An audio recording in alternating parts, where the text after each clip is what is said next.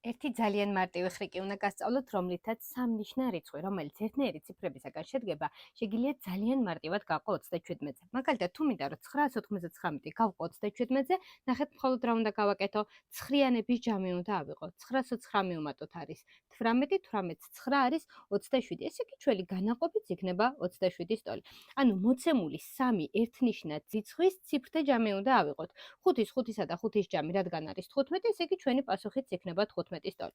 6-იანების ჯამი არის 18 და ჩვენი განაყოფით იქნება 18-ის ტოლი. 3-იანების ჯამი არის 9 და 333 რომ 37-ზე გავყოთ, ნამდვილად 9 არის.